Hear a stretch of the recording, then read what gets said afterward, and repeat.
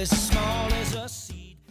Let's come back to the other question about divorce. So, well, okay, is it okay then for divorce to be treated casually? The answer is no. What's God's attitude to divorce? And it's very simple. God hates divorce. End of story. Divorce is horrible. Can there be remarriage after divorce? Yes. Can there be forgiveness after sin? Yes. Does the fact that God forgives sin make sin okay? No. The fact that sin's not okay is why forgiveness is a method of managing it, because if sin was okay, there'd be nothing to forgive. Forgiveness only exists where something was not okay. Forgiveness is the way you handle something that is not okay and live with grace and kindness after it, and with a redemptive and a redeeming approach to things. So divorce sits in the category of things that are not okay. In fact, it sits in the category of things that are horribly not okay. And it should never happen to anybody, and that we should be very realistic in managing our lives to do everything we can utterly to avoid it. And when it happens, to be realistic about it, to manage it properly, right? But that's the whole heart of it. Marriage is essentially a covenantal or a contractual relationship. Let's say, for example, you've got a situation in which you've got a husband and wife, and you've got abuse going on in the relationship. Okay? Could be physical abuse, could be emotional abuse, could be whatever. If a brother or sister sins, go and point out the fault. So if, for example, a woman is speaking abusively to a man, or vice versa, or whatever, go and point out the fault, justice between the two of you. So, okay, let's the two of you negotiate it together, and we agree that that's a good thing to do. If they listen to you, you've won them over. But if they will not listen, take one or two others along, so that every matter may be established by the testimony of 2 or 3 witnesses. So in other words, if you've got this situation, then involve someone else. If they still refuse to listen, tell it to the church. And if they refuse to listen even to the church, treat them as you would a pagan or a tax collector. If there's a conflict between the two of you, then try to work it out. If you're unable to work it out, first by involving others and then putting it into a larger forum, then separate yourselves from each other and treat each other as you would anybody else in the world. Marriage itself, if you want to look at it in terms of obligation, is a very fragile covenant. It's extremely easy to breach. Most marriages stay together because the parties are living in an attitude of constant forgiveness toward each other. But there are certain points at which what constitutes the forgiveness, you've got to actually separate yourself, because some relationships are actually dangerous.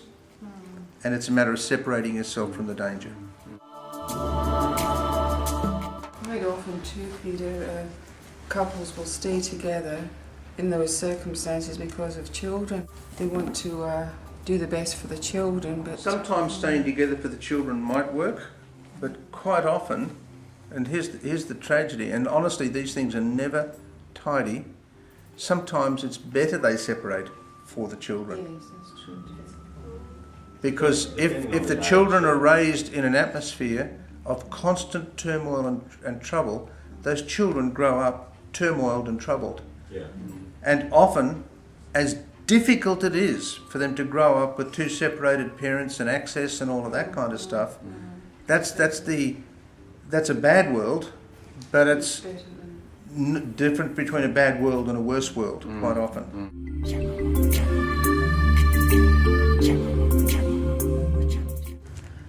In many people's lives, because of generational issues, cultural issues, expectational issues, we often don't know what emotional and spiritual time bombs there are in our lives.